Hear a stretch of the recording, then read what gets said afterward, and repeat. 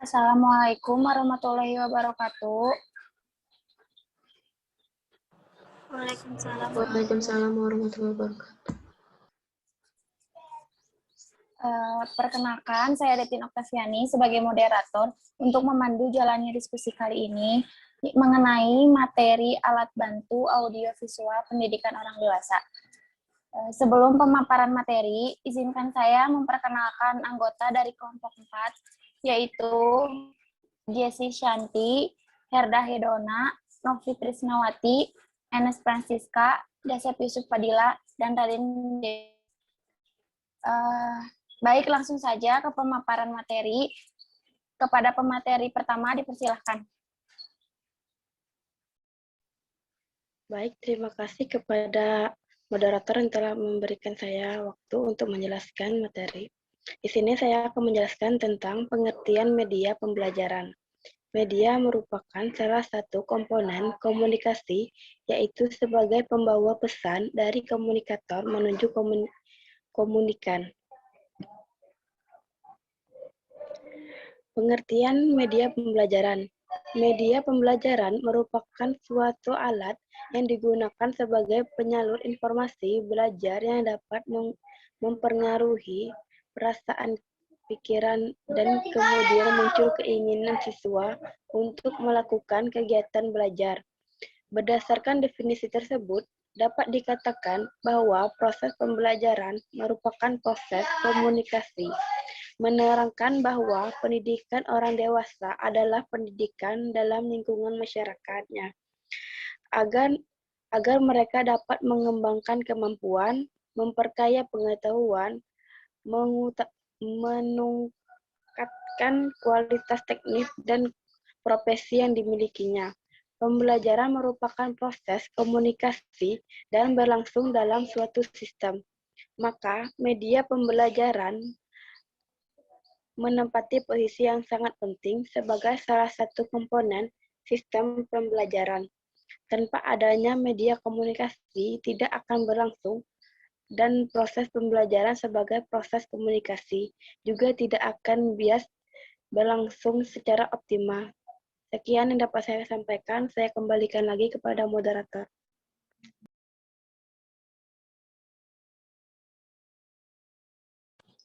Baik, terima kasih kepada Jessi Shanti telah memaparkan materinya dengan baik. Lanjut kepada pemateri kedua, saya persilahkan.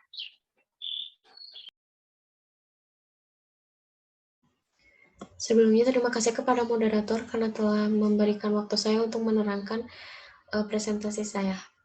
Lalu ada kedua, B, fungsi media dalam pembelajaran orang dewasa.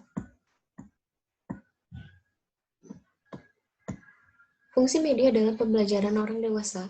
Media fungsi sebagai pembawa informasi dari sumber yaitu guru menuju penerima yaitu siswa. Sedangkan metode adalah prosedur agar siswa dapat menerima informasi dalam tujuan pembelajaran. Ada hal yang cukup berbeda dari media dan metode, tetapi kedua hal tersebut sangat sulit untuk dipisahkan karena melengkapi satu sama lainnya. Dalam proses pembelajaran, terdapat pesan-pesan yang harus dikomunikasikan. Pesan tersebut merupakan isi dari suatu topik pembelajaran yang disampaikan oleh guru atau tutor kepada siswa atau peserta yang ditujukan agar media ini membantu dalam melengkapi tujuan dari pembelajaran tersebut. Lalu, media juga berfungsi untuk memperjelas pesan agar tidak terlalu verbalistis.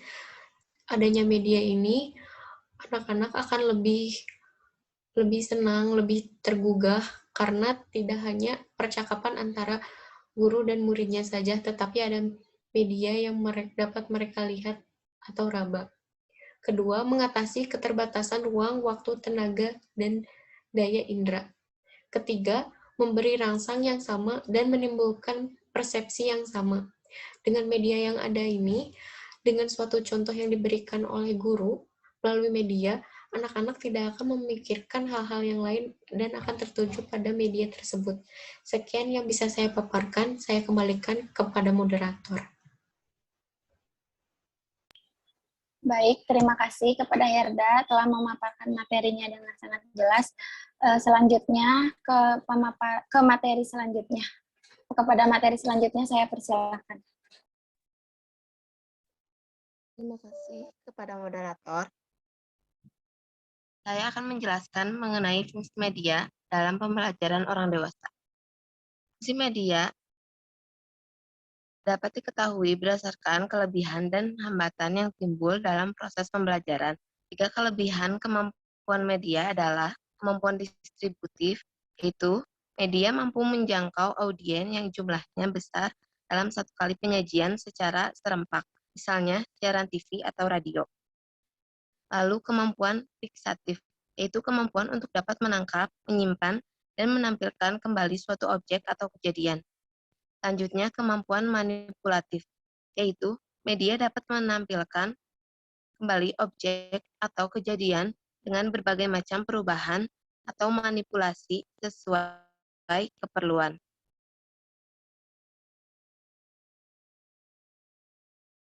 Selanjutnya, karakteristik orang dewasa dalam belajar. Karakteristik orang dewasa dalam belajar cenderung memilih kegiatan belajar yang dapat segera diaplikasikan, baik pengetahuan ataupun keterampilan yang dipelajari. Bagi orang dewasa, pendidikan orang dewasa hakikatnya adalah proses peningkatan kemampuan untuk menanggulangi masalah kehidupan yang dialami sekarang. Proses pembelajaran orang dewasa memiliki keunikan.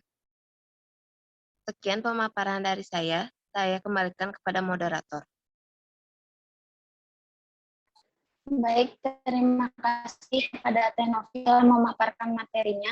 Selanjutnya ke pemaparan materi selanjutnya. Saya persilahkan.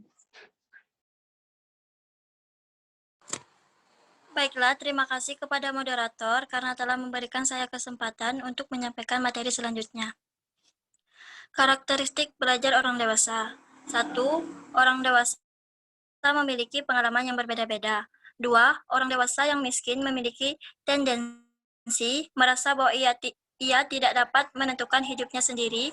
3. Orang dewasa lebih suka menerima saran-saran daripada digurui. 4.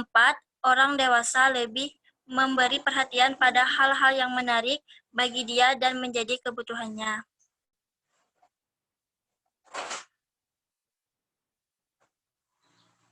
Lima, orang dewasa lebih suka dihargai daripada diberi hukuman atau disalahkan. 6. Orang dewasa yang pernah mengalami putus sekolah memiliki kecenderungan untuk menilai lebih rendah kemampuan belajarnya. 7. Apa yang dilakukan orang dewasa menunjukkan tahap pemahamannya. 8. Orang dewasa secara sengaja mengulang hal yang sama. 9. Orang dewasa sudah belajar sejak kecil tentang cara mengatur hidupnya. Oleh karena itu, ia lebih suka melakukan sendiri sebanyak mungkin. 10. Orang dewasa menyukai hal-hal yang praktis. Baiklah, mungkin itu saja yang bisa saya sampaikan. Saya kembalikan ke moderator. Baik, terima kasih kepada Enes telah memaparkan materinya.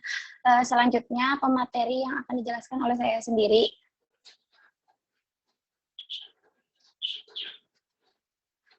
Alat bantu audiovisual merupakan sarana pendukung dari pendidikan orang dewasa, di mana memiliki fungsi atau kegunaan yang sangat penting keberadaannya, di mana alat bantu audiovisual ini digunakan sebagai alat bantu tulis, maupun alat bantu yang dapat digunakan untuk memperjelas kata atau kalimat yang kita terangkan dalam proses belajar mengajar.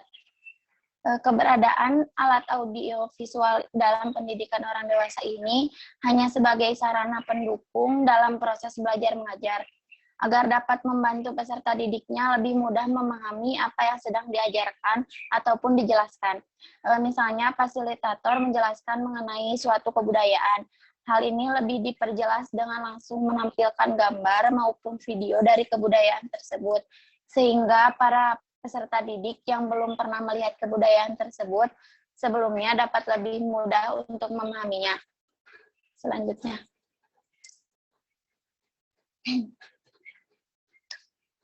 Selanjutnya ada macam-macam media audiovisual dalam pendidikan orang dewasa.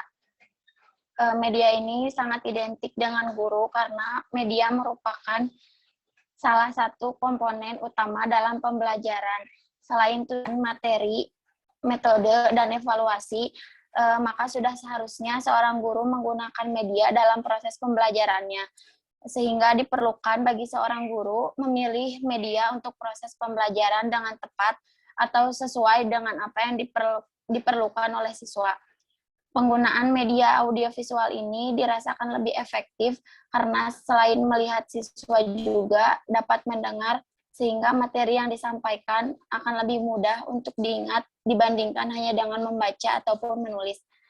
Sekian yang bisa saya sampaikan. Saya lanjutkan ke pemaparan pemateri selanjutnya.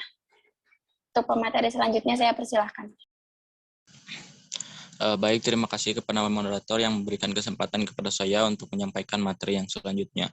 Materi yang selanjutnya yaitu macam-macam media audiovisual. Yang pertama yaitu media audiovisual berupa film. Film merupakan media pembelajaran yang sangat efektif. Apa yang terlihat oleh mata dan terdengar oleh telinga lebih tepat dan lebih mudah untuk diingat dibandingkan apa yang dibaca atau didengar saja. Yang selanjutnya yaitu yang kedua yaitu media audiovisual berupa video.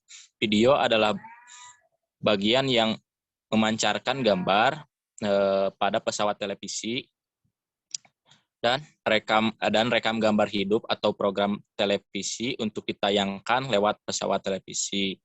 Yang ketiga yaitu macam-macam audiovisual berupa televisi. Televisi sesungguhnya adalah perlengkapan elektronik yang pada dasarnya sama dengan gambar hidup yang meliputi gambar dan suara. Maka televisi sebenarnya sama dengan film dan dapat dilihat dan didengar.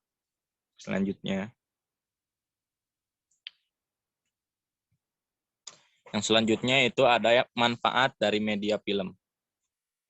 Yang pertama yaitu mengatasi keterbatasan jarak dan waktu.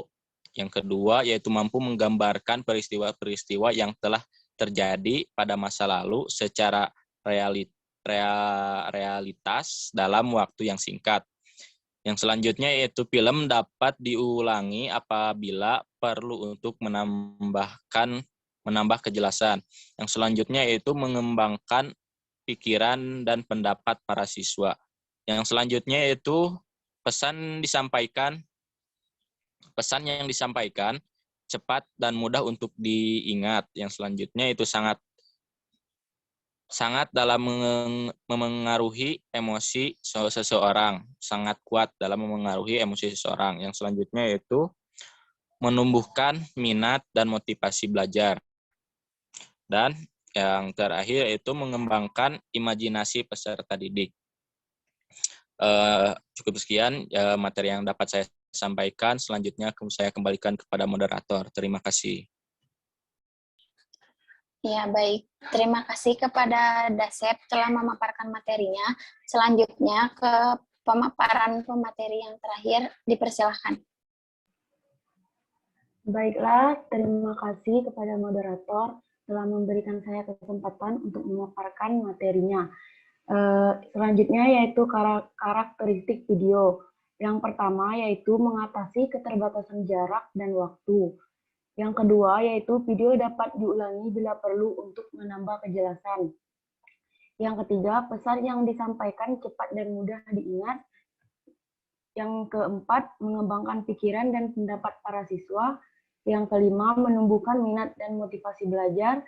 Dan yang keenam yaitu dengan adanya video, penampilan dapat dilihat kembali untuk dievaluasi.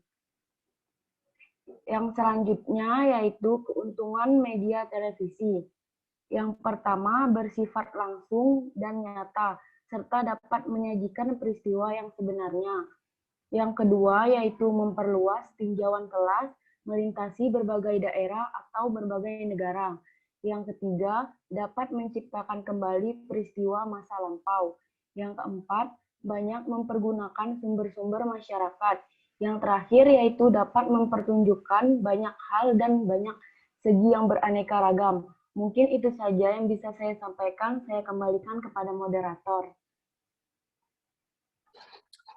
Baik, terima kasih kepada Debbie telah memaparkan materinya dengan baik. Cukup sekian pemaparan dari kelompok kami.